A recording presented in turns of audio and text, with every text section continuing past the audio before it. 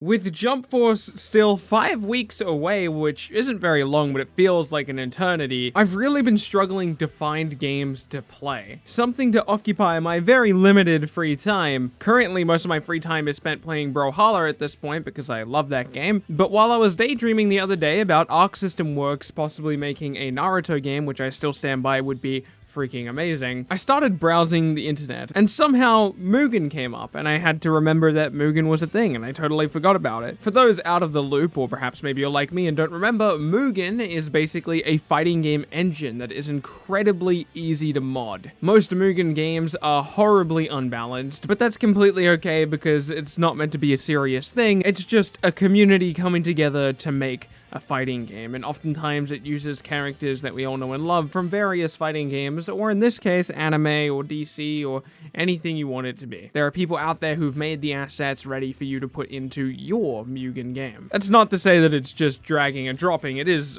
fairly complicated, so I wouldn't advise anyone to go out there and make their own Mugen game unless you're incredibly passionate about it. It's not going to be super easy. So yeah, now that you have an idea of what Mugen is, I'm sitting here and I'm daydreaming about my Naruto game made by Arc System Works, and I see this Naruto Mugen game. At which point, of course, I immediately downloaded it and started playing it. I was able to play with some friends online using a tool called Parsec, which allows you to play local co-op games together online. And I thought about making a video on this game, this Naruto Mugen game. I thought to myself, I wonder if anyone's made another version of this. Maybe someone's made a JoJo's one or a My Hero Academia one. And there were a couple of those, but what I ended up finding was so much better. JUS Battle Ultimate. Now, I can't share the link to you guys. I can't put it in the description. At least I don't think I'm allowed to share it. There's, of course, a lot of copyrighted content in this game, and I'm not sure if I'm actually able to share the link or not. I'm not 100% sure. I don't know. Regardless, it's not too difficult to find out on the internet. You'll be able to find it if you're looking for it. That said, though, be careful. Don't just go downloading random things. Make sure you're pretty sure what you're downloading. Please be safe with your computer. With that out of the way, let's check out this game. So I'm going to be going over the basics of the game here with Madara. It's a pretty basic game. You've got your 3 bars of meter and your 1 health bar. There's a separate mode where you can play team battles. Team battles are pretty basic. They're,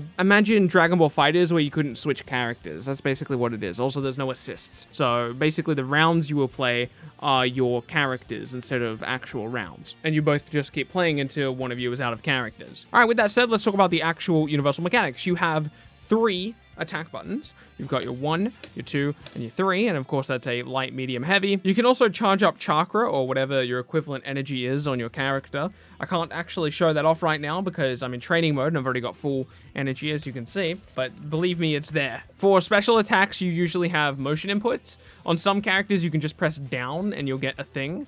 For example, here's our super as Madara, and that's a quarter circle input. It's pretty awesome looking. Most combos in the game are incredibly simple. Anyone could do them. They're just, generally, it's not actually a universal combo, but it's pretty close. Most characters have something pretty close to this. You'll go light, light, medium, medium. That'll launch the opponent, and then you do light, light, medium, medium again, and you just basically loop it until the character can no longer be juggled, which will be this one. Yeah, it wouldn't let me juggle there. Instead of just letting the opponent fall down, usually you'll end it with a super like this.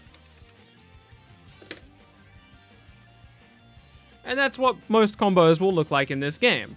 The base roster of this game looks like this, and that's amazing. That's a really awesome roster. When I first looked at this roster, I was trying to decide what characters I wanted to play. I immediately was drawn to Yugi Moto. Of course, most of you are very aware that I'm very excited to play Yugi Moto in Jump Force, so the idea of playing Yugi Moto in this game was something that was initially quite appealing to me, until I got a chance to try him out in training mode. This is why I couldn't play Yugi, because he's weird, dude. So he doesn't have normal attacks like everyone else. He doesn't have, I can't show you what Goku can do, but basically everyone has like punches. You just saw me go over Madara with his light, medium, heavy, right? Yugi's got that, but he can only use them once. So for example, here's his light attack. Boom, there goes his light attack. His light attack's gone. He can't do that ever again. See, look, he doesn't have a card there anymore. If he uses medium attack, the same thing happens. If he uses heavy, the same thing happens. The 3 other cards are for when he's in the air, okay? So his air moves are also disabled if he uses them once. Now, they're not gone forever. He can shuffle his deck, right? So if I choose to shuffle my deck, I now have 6 new cards, which again, can only be used once. So I press that. Now I can no longer use it. And now I have no moves on the ground. I'm useless. I can't press any buttons at all. I cannot do anything. So think about how fast everyone else is in this type of game and thinking how slow I am now, because in order for me to ever attack my opponent again while I'm on the ground, I have to shuffle my deck, which takes a pretty significant amount of time, which you just saw. And again, if I do any of that stuff in the air, I lose it forever. Imagine if I miss one of them. Oh, gosh. Imagine I miss this. Now my opponent can run in and punish me, and now what do I have? I got nothing. My next move is this, which is good, by the way. I'll go over Time Wizard in a second. It's good. But, like, gosh, the moveset is not. Now, you might be wondering, as you saw just now, I tried to shuffle my deck, and I only got 3 cards. If I shuffle again, I might not get any. Oh, no, I get 2, okay. So if I use up my 2 here really quickly, you'll notice that I will get no cards when I shuffle. Oh, I get 1. Hold on, let me get rid of it. There you go. Now I'll have no cards, right? Every time I shuffle, I'm never getting a card, ever again. It's never going to happen. The way I fix this is I do a quarter circle back light input, and then I will get a new deck of cards, which I can then shuffle, and then there you go, I've got new cards. Now, some of these are actually pretty good attacks, but they're kind of just a little bit better than normal attacks. Look at that. I hit Goku with my light attack just now, and he has all the time in the world to come hit me before I start doing anything else. Granted, I've got that move, which gets my opponent off me, which is cool. It gives me enough time to shuffle my deck, but apart from that, it's not very good. Now, he does have some potential with the moveset. He can do things like this. He can set a card face down. Opponent gets pushed into it, and then boom, he gets knocked down. Now I have the time to reshuffle if I really want to. Another thing he has is Time Wizard. So Time Wizard here is a move, stops my opponent for a second, gives me a chance to, even still, I didn't have enough time to shuffle my deck. Granted, I didn't shuffle my deck straight away. I backed up a little bit. I should have just shuffled my deck, but you get my point. It's a very difficult moveset to use. Now, the annoying thing here is because I've used my bottom 3 cards so much, even though I have more cards in my deck, they're only air cards. So I have to shuffle my deck again. That's not what I meant to do. I have to shuffle my deck again to be able to get those cards back. Oh, and here's another thing. You might have just saw I have an arm of Exodia, or if you see me with Exodia pieces throughout the video. If I press that, it doesn't actually do anything. Playing an Exodia card does nothing. It does literally nothing. Actually useless. Now, you might be wondering what happens when I actually get all of those Exodia pieces, and the answer is something pretty cool, which I'll choose to show you now, but I don't think you're ever managing to do this in a actual match. It would be so difficult to not only manage to slow down your opponent enough that you have the time to play the individual Exodia cards, but also to be able to reshuffle throughout your entire deck and play every single one of them. You have recovery frames every time you use one of those moves, so an opponent has the chance to attack you, and you don't get rewarded at all for actually playing the individual pieces until you've played all of them. Oh, I'm just going to mention it just in case someone does already know about this. I don't want to get flamed about it. He can combo his cards. So if he uses that, he can actually use an air card despite being on the ground if he double hits it. But even still, it's not good. I just saw a little bit of a combo. That was kind of cool. And now I'm useless again. Now I have to reshuffle my deck. Okay, I finally got it. I've been here for around 6 minutes or so trying to get Exodia, just reshuffling my deck over and over again. And that's how long it took. Now you understand why I hate Yugi. Alright, there you go. There's what happens. You summon the man, the myth, the legend himself, Exodia, and he obliterates the opponent and one-hit kills Goku. It's awesome. A moveset like this is actually kind of cool. The idea of a character who's got generally weak moves and kind of builds towards eventually killing you.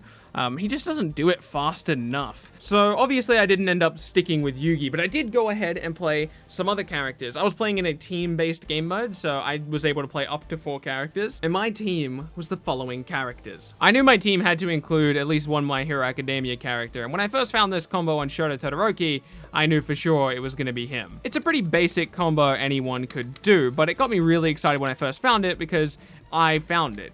And I found it in a real match. I wasn't even looking for it. I just kept looping it. And then, of course, he has a reset, so I can do that, which is really nice, by the way.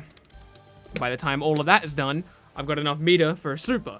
And I can do a real super after that. And I know it doesn't look like it's a combo because the combo resets, but that's because that move is unblockable. And by the time your opponent falls down to the ground, they have to be hit by the super. It's actually a really cool combo, and a big reason I ended up playing Shoto. On top of that, Shoto has some pretty awesome projectile stuff. He's got this thing, which he can actually press multiple times on his way down to the ground, and just kind of delay his fall. And then I picked up Dio. Dio, I have to admit, is one of the more difficult characters to play on my team. The reason he is so difficult is because of the way that his stand works. He doesn't have traditional combos. He's also one of the few characters who has multiple moves on one button. Most characters, this is his light attack. Most characters would have just that, but I can modify that by holding down and it will look like this instead. And I can just keep the combo going. On top of that, his stand freezes time and allows you to do more combo stuff. So here's an example of the Dio combo I found. So you start off with a light attack, you tilt it to kick them into the air, and then you just kind of keep going. You freeze time with your stand, then you hit him with the Muda Muda Muda, and you hit him with this a bunch of times. Because of the way that this combo works, it resets them, or not resets them, but it bounces them up, so you can actually do this 4 different times. And you can get a 457 hit combo and you get a bunch of damage off of it. Yeah, he's really cool. Now, I also put Trunks on my team for a couple reasons. I really like his animations. I like Trunks as a character as well. His Super Saiyan form is significantly better than his regular form with crazy animations. There's less combo potential with this one, I think, but it does more damage. So we like it anyway. He's just really cool. He's also really fast. A big reason I like Trunks is not really necessarily because of his combos, but if you stop attacking at specific times, it's really weird for your opponent to guess when they're allowed to stop blocking and hit you. So you can get away with some pretty crazy stuff with Trunks. And the final member of my team is Madara, and it's because he's awesome. Check out his combo first of all. Look at how beautiful this thing is. I ended it with a parry. That's not a move that was good there, but imagine I ended it with an actual special move. It would have been pretty awesome. I can drag them from pretty much any point on screen into the corner, and then when they're here in the corner, I can pretty much just keep going forever. Now, that's not really the case. They can get out.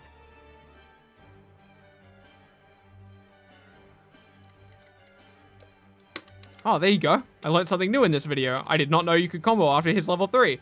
No, he's level 3, whatever this thing is. So at this point, once I had my whole team, my Madara, Trunks, Dio, and Shoto, I was playing against a bunch of friends and I was having a ton of fun with the game. That's when I decided to make my tweet about the game, asking if you guys would like to see a video on it. And thank you to Cordell on Twitter, who told me an easy method to add additional characters to a Mugen game. I actually didn't know about this, and once he did tell me about this, I changed the roster from this to this. And that's awesome. I love it so much. It's so cool. Look at how many characters I have. Now, granted, some of these are a little bit broken. Asui is not done. Uraraka's profile picture is just... I don't even know what's going on there. And some of the overall assets aren't complete. And definitely their movesets aren't either. However, it has been a ton of fun messing around with all of these characters. My new team, for those curious, still includes Dio and Shoto because they're awesome, but it also includes 2 other characters. I put Hiei on my team for a couple reasons. I really like his aesthetic and I love his combos. Just look at this. Look at how cool this is. Look at that. I can also choose to end that with his super, which also looks really awesome, by the way. And I can do this combo at any point on the screen, not just in the corner. And look at that, so much damage. It's beautiful. On top of that, he's got some really cool buttons. Look at this thing. And then I added Yuno to my team. Yuno as being the weirdest character on my team for sure. First of all, I'm pretty sure this move is literally broken. If the opponent blocks it, look at how much chip damage it gets. It's just actually dumb. Look at that chip damage. That's crazy. But even outside of that probably broken move, we've got some pretty awesome combos on this character.